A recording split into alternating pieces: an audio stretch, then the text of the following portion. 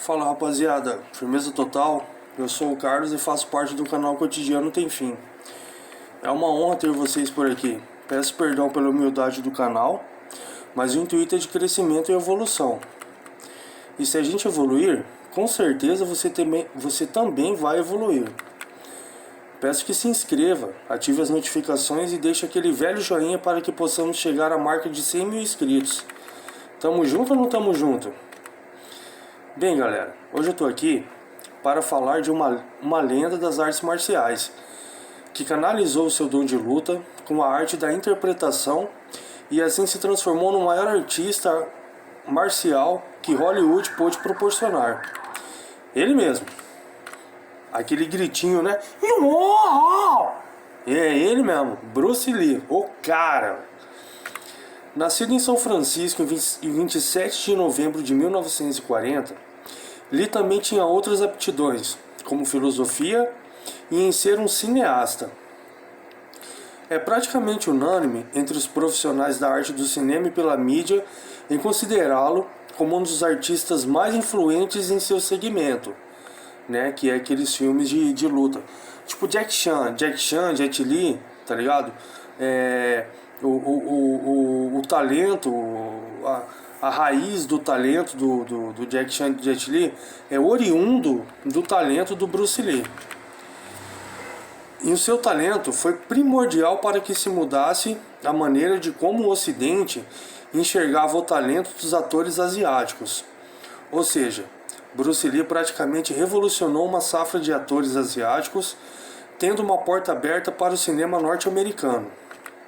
Lee é oriundo do bairro de Chinatown, localizado em São Francisco, filho de pais vindos de Pequim, e cresceu com a família em Kowloon. Nasceu no ano e na hora do lendário dragão chinês, durante uma passagem da ópera, cujos seus pais eram integrantes. Ou seja, rapaziada, o Bruce Lee, ele já vinha de uma escola já de atores, de atrizes. Seus pais eram renomados nessa área aí, lá em Hong Kong. Quando Lee tinha apenas 3 meses de vida, seus pais voltaram para Hong Kong, que na época ainda era uma colônia britânica. Cresceu e viveu por lá até o fim de sua adolescência. Filho de Lee Hoi Xuan e Grace Ho, que também eram artistas, igual eu falei, Lee foi introduzido desde cedo no mundo artístico, participando de vários filmes que seus pais produziam. Grace Ho, mãe de Lee, era bastante supersticiosa e acreditava que o filho retornaria aos Estados Unidos e faria bastante diferença naquilo que ele escolheria ser. E com certeza ela estava certa, né, rapaziada? A mulher aí, a mãe do cara, é tipo uma profetisa aí. Hon Shun, pai de Lee, foi um dos líderes da ópera chinesa cantonesa e ainda era um ator bastante reconhecido no cinema chinês. E foi uma grande referência para o filho em ótimas atuações. E juntamente com a esposa, fez turnê pelos Estados Unidos por muitos anos, promovendo apresentações em muitas comunidades chinesas, país afora. Em 1940, logo que Lee nasceu, o casal decidiu regressar para Hong Kong. E no mesmo ano, em pleno começo da Segunda Guerra Mundial, Hong Kong foi invadida pelos japoneses e por lá essa invasão durou 3 anos e 8 meses. Foi um período complicado, mas a família de Lee viveu razoavelmente bem aos tempos turbulentos, pois a mãe dele pertencia a um dos clãs mais poderosos de Hong Kong, chamado de Os Senhores de Ferro. Ela era sobrinha de Robert Hong Tan, patriarca do clã, e um importante empresário euroasiático. Isso acabou possibilitando que Bruce Lee crescesse em um ambiente privilegiado e assim pudesse desenvolver com facilidade sua inteligência e sagaz. Desde moleque, Lee já treinava Tai Chi e Kung Fu com seu pai. Também estudou Wing Chun dos 13 aos 18 anos, com nada mais nada menos o lendário mestre Ip Man. Rapaziada, esse mestre Ip Man, ele é praticamente como o pai do Bruce Lee no quesito artes marciais. Eu faço uma ressalva aqui para que vocês se interem sobre esse cara, que foi mestre do Bruce Lee. O cara era pica demais e sozinho criou um estilo diferente de Kung Fu. Vale a pena vocês pesquisarem sobre o Ip Man. Com certeza mais pra frente eu vou falar sobre essa outra lenda, que é o Ip Man. Inclusive tem filmes dele, acho que tem uns 3 ou 4 filmes dele que eu assisti. Nossa, é incrível, rico em detalhes históricos também. É incrível. Só para vocês terem uma ideia, anos mais tarde, um amigo próximo ao Lee disse que ele evoluiu muito rápido o Wing Chun. Essa forma de Kung Fu, rapaziada, o Wing Chun, você vê como o Ip Man ele era tão incrível que ele criou o Wing Chun, tá ligado? No Kung Fu não tinha o Wing Chun, o Ip Man criou o Wing Chun, canalizou com o Kung Fu e só alegria, velho. O cara era incrível. Aí ele treinando com Bruce Lee, ultrapassando muito rápido as habilidades dos outros alunos do lendário mestre. Ou seja, tipo, o Bruce Lee ele desenvolveu e aprendeu tão bem o Wing Chun, e ele era tão bom aluno que o Ip Man ele teve que separar o Bruce Lee do resto dos alunos, né? Os alunos chegavam para treinar ali na parte da manhã com o Ip Man, e o Bruce Lee chegava mais cedo que eles treinavam antes ali pela madrugada, lá pelas 3, 4 horas da madrugada. Os alunos chegavam lá pelas 7, 8 horas da manhã, iam embora 11 horas, e o Bruce Lee ficava das 11 até vai saber lá. Porque ele era tão bom naquilo que ele fazia, naquilo que ele estava aprendendo. Então o Ip Man, ele sacou o movimento no Bruce Lee, tá ligado? Ele falou, esse moleque aqui tem futuro, eu vou treinar esse cara separado. E treinou. Lee era tão intenso e levava tão a sério as aulas de artes marciais que Ip Man começou a treinar com ele em particular, igual eu falei, fazendo assim com que ele expandisse suas técnicas e aprimorasse cada vez mais o seu talento. O que também ajudou Bruce Lee a criar um nome e ter uma reputação entre gangues na cidade de Hong Kong foi que ele nunca perdia uma luta quando desafiado. Aliás, ele adorava ser desafiado por essas gangues para testar o seu aprimoramento nas artes marciais, mesmo que seus pais praticamente implorassem para que ele não se envolvesse nesse meio perigoso. Lee não escutava e assim se envolvia cada vez mais nesse universo alternativo, e cada vez mais vencendo desafios, mais desafios apareciam naturalmente. Ou seja, você já assistiu aqueles filmes chineses, principalmente vindo da vertente de Hong Kong, principalmente aqueles filmes da década de 50, 60, 70, né? Que tentava mostrar um pouco da cultura asiática. E aí você vê aqueles caras ali, tipo, tudo brigando ali, um chamava o outro pro desafio.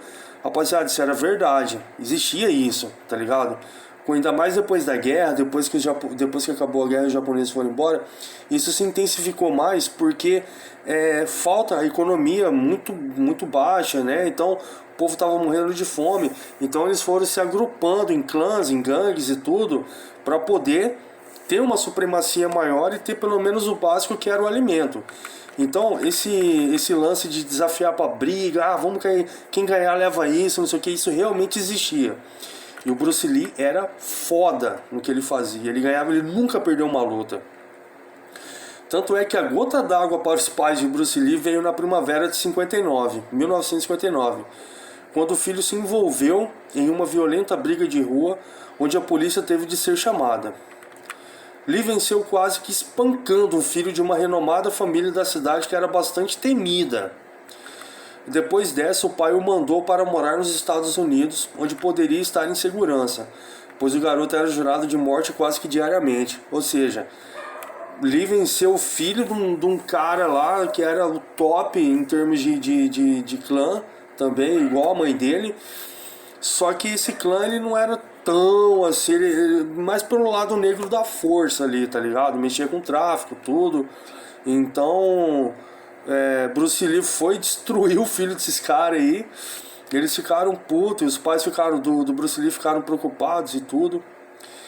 E assim, em abril de 59, eles se mudaram para os Estados Unidos para se juntar a sua irmã, que já morava com amigos da família em São Francisco. Ou seja, os pais de Bruce Lee eram muito queridos ali nos Estados Unidos, né? Principalmente em São Francisco, ali na Califórnia. e temendo ali pela vida do filho, acabaram que enviando ele para lá para morar nos Estados Unidos. Ficando vários meses por lá, ele decidiu se mudar para Seattle, né, para prosseguir em seus estudos. Trabalhou como garçom e lavador de pratos para poder se manter. Foi um período difícil, mas Lee agregava sua técnica e seus ensinamentos em tudo que era imposto a fazer, pois o seu antigo mestre sempre dizia que o Kung Fu poderia se aprender a qualquer atividade. Ou seja, Ip Man meio que foi, igual eu falei, foi um segundo pai para ele, né? Em termos de espiritualidade também, filosofia, tudo. Foi incrível. Em dezembro de 1960, Lee terminou o ensino médio e recebeu seu diploma na Edison Technical School. Em março de 61, se matriculou na Universidade de Washington e passou a estudar filosofia. Essa introdução de filosofia na vida do Bruce Lee é devido ao pai dele, né, e também ao Ip Man.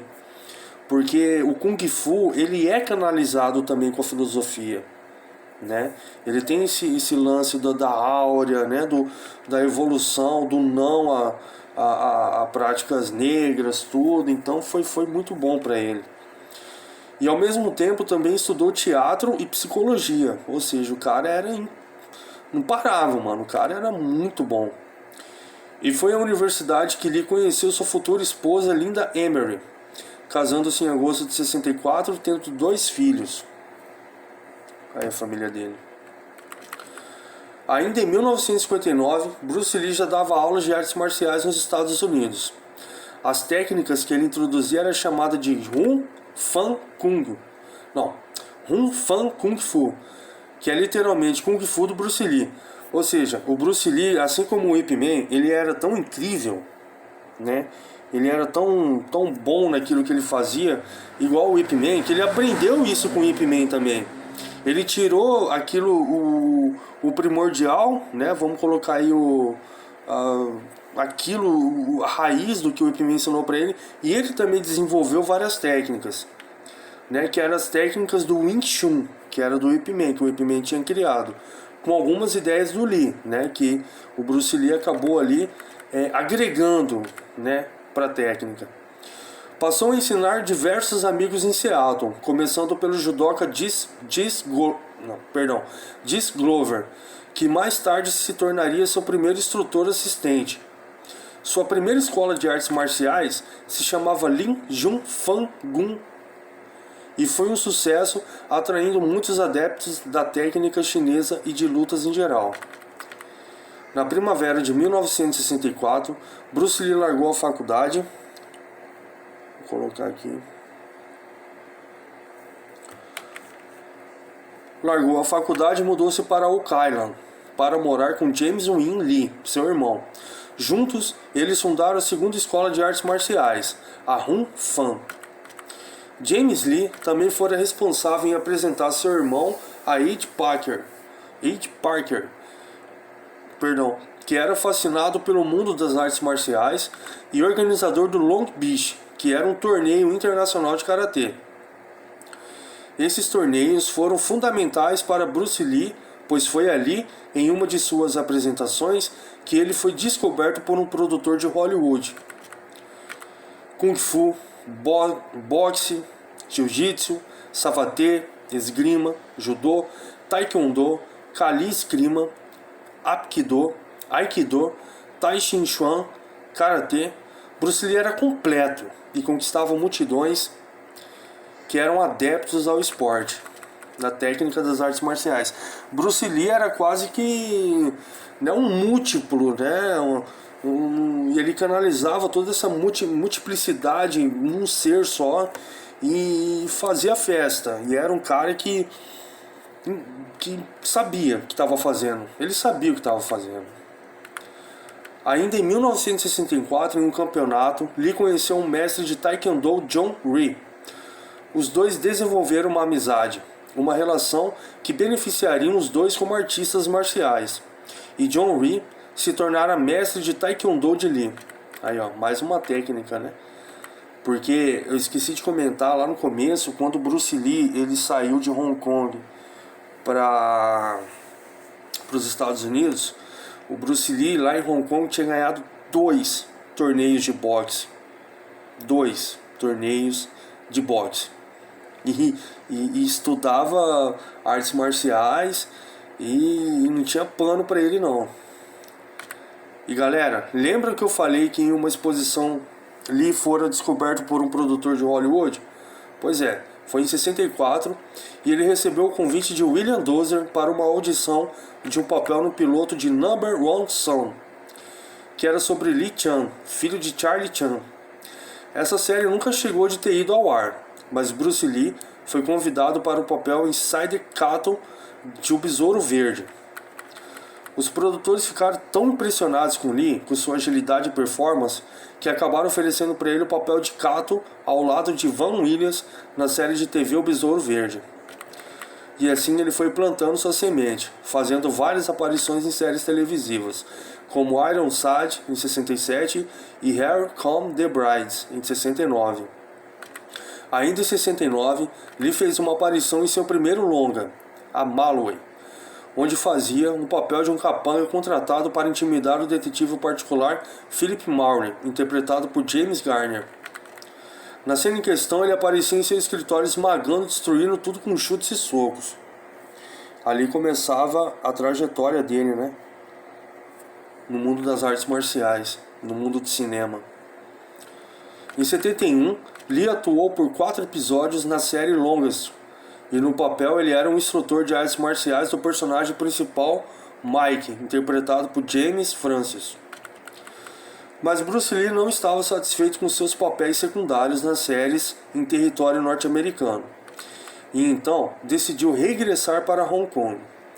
O que ele não esperava era que em Hong Kong a série Besouro Verde, que ele tinha gravado lá atrás, tinha explodido, feito muito sucesso, o que fez com que Lee fosse bastante reconhecido. Ou seja, ele não tinha noção do sucesso que ele estava fazendo em Hong Kong, porque naquela época não tinha essa dinâmica de comunicação, né? Então foi meio estranho para ele chegar em Hong Kong, todo mundo conhecia ele na rua, os vizinhos. Ele era muito prestigiado quando ele chegou lá, quando ele regressou para Hong Kong, né? E então o cinema de fato chegou às mãos dele e lhe foi oferecido o contrato pelo lendário diretor Raymond Cole para estrelar 2 filmes produzidos pela sua própria produtora, a Golden Harvest. Lee fez o papel principal em O Dragão Chinês, de 1971, e foi aí que ele explodiu de vez, sendo recorde de bilheteria em toda a Ásia, o que acabou levando ao estrelato, carimbando seu nome de vez no universo cinematográfico. Aí, O Dragão Chinês de 71 abriu a porta, né? O que ele queria mesmo nos Estados Unidos, que não estava acontecendo, acabou acontecendo em Hong Kong. E ali toda a Ásia, né, aquela parte do planeta ali, acabou reconhecendo o talento do cara. Em seguida atuou em A Fúria do Dragão, 72, que superou o primeiro sucesso, o que fincou mais um marco. Lee estava tão envolvido em produzir e era um ícone de sucesso tão grande que em seu terceiro filme, O Voo do Dragão, 72, lhe foi concedido o direito de produzir, dirigir e criar as coreografias do filme nas cenas de luta. Em 64, ainda em uma demonstração em Ling Hong Beach, voltando lá, gurizada, olha só quem que ele conheceu. Na Califórnia, Lee conheceu nada mais nada menos que Chuck Norris. Será que não é outra lenda? Que na época era um campeão renomado de karatê. A amizade entre os dois proporcionou a maior luta lendária de todos os tempos no Coliseu de Roma, o que é considerada a maior luta da história dos filmes de luta de todos os tempos. Só isso só. Cadê aqui, ó. No final de 72, Lee desenvolveu seu quarto filme, O Jogo da Morte, começando a filmar algumas passagens, incluindo uma sequência de luta com a estrela do basquete norte-americano na época, Kareem Abdul-Jabbar. Mas aí Lee estava destinado a sair dos seios asiáticos e fincar o seu nome no resto do planeta quando a Warner Brothers lhe ofereceu a oportunidade de estrelar Operação Dragão, que foi o primeiro filme a ser produzido em conjunto pela Golden Harvest e a Warner Bros. Bruce Lee deslanchou, mas a sua vida foi interrompida 6 dias antes do lançamento. Infelizmente, ele não pôde desfrutar do sucesso explosivo do qual trabalhou muito para conquistar. Ou seja, esse terceiro filme, rapaziada, do Bruce Lee, ele explodiu. O que tirou Bruce Lee... tirou não, agregou Bruce Lee. Ele estava na cena asiática. Com esse terceiro filme ele passou da cena asiática para a cena europeia, Estados Unidos e mundo, né? Ou seja, ele já nesse filme ele ficou reconhecido no planeta inteiro, né? Por quê? Bruce Lee deslanchou, mas a sua vida foi interrompida 6 dias antes do lançamento. Infelizmente ele não pôde desfrutar do sucesso explosivo do qual trabalhou muito para conquistar. No dia 26 de julho de 1973 ele vinha a falecer, onde ainda nos dias de hoje a causa da morte é um pouquinho ainda misteriosa, né? Só para vocês terem uma ideia de como o filme Operação Dragão foi um sucesso, o custo foi de $850 mil e conseguiu arrecadar mais de 200 milhões de dólares, né? Naquela época, na década de 70, 200 milhões de dólares, grande. Vamos colocar aí, tipo, não é querer exagerar não, vai fazer uma comparação. Vamos colocar aí nos dias de hoje, Vingadores, Titanic, Senhor dos Anéis, tá ligado? Por aí. Nesse patamar aí, mais ou menos. O que era dinheiro demais na época. Pode-se dizer que era uma espécie de grandes lançamentos hoje em dia, né? Igual eu falei, Vingadores, por exemplo, né? O filme alavancou e provocou uma febre de artes marciais ao redor do globo. Academias eram abertas aos milhares. Filmes eram produzidos com o tema. Mais e mais gente se interessava pelas lutas graças ao talento de Bruce Lee. Realmente uma pena que ele tenha partido tão cedo e não tivesse desfrutado do trabalho que promovia. Na minha opinião, com toda essa tecnologia, acho que ele produziria trabalhos inigualáveis. Bruce Lee foi o primeiro asiático a ganhar uma estrela na calçada da fama em Hollywood. E tem uma estrela garantida também na Avenida das Estrelas em Hong Kong. É complicado cravar ao certo o que ceifou a vida de Bruce Lee. No dia 10 de maio de 73, durante a gravação do filme Operação Dragão, ele havia desmaiado, sofreu convulsões e tinha muitas dores de cabeça. Os médicos de Hong Kong diagnosticaram com um edema em seu cérebro, e esses mesmos sintomas ocorreram de forma repetitiva no dia de sua morte. Em 20 de julho de 1973, Lee foi a Hong Kong para jantar com o ator ex-James Bond George Lazenby, com quem pretendia fazer um filme. Segundo relatos de sua esposa, Linda Lee, Bruce Lee encontrou o produtor Raymond Cole às 14 horas em casa para discutir a realização do filme Jogo da Morte. Trabalharam até às 16 horas e depois dirigiam juntos para a casa da colega Lee Betty Ting, uma atriz de Taiwan. Os três passaram os detalhes do filme e em seguida Cole se retirou. Mais tarde Lee se queixou de dores de cabeça e Ting deu-lhe um analgésico denominado Equagesic, que incluía aspirina e um relaxante muscular. Perto das 19h30 recolheu-se para dormir. Quando Lee não apareceu para jantar, Chow chegou ao apartamento e o encontrou desacordado. Imediatamente o médico foi chamado e quando chegou, tentou por 10 minutos reanimá-lo, antes de enviá-lo de ambulância ao hospital. Não foi detectado lesões externas, porém, de acordo com os relatórios da autópsia, seu cérebro se encontrava inchado consideravelmente em um aumento de 13% da capacidade normal. Bruce Lee tinha apenas 32 anos, deixando esposa e 2 filhos. Uma genialidade fantástica que se perdeu. Que se perdeu não, né, rapaziada? Que se foi. Porque esse cara realmente ele revolucionou a indústria cinematográfica no quesito lutas, né, artes marciais, tudo. Então tudo que Jack Chan é hoje, Jet Li e tantos outros aí atores renomados aí da área, deve-se muito ao Bruce Lee, né? E eu sou fã desse cara, o cara era pica mesmo, muito bom. Galera, não é fácil produzir esse material Igual eu falei no começo, eu peço perdão pela humildade do canal, né? Não tem umas edições assim legal e tudo, mas eu tenho certeza que a gente vai acabar evoluindo juntos. E repito, né? Deixa aí seu joinha se você gostou do conteúdo. Peço perdão pela narração, não foi uma narração muito boa, mas a gente vai melhorando, é fazendo e aprendendo. Espero que vocês tenham gostado. Deixe seu joinha, se inscreva no canal e tamo junto.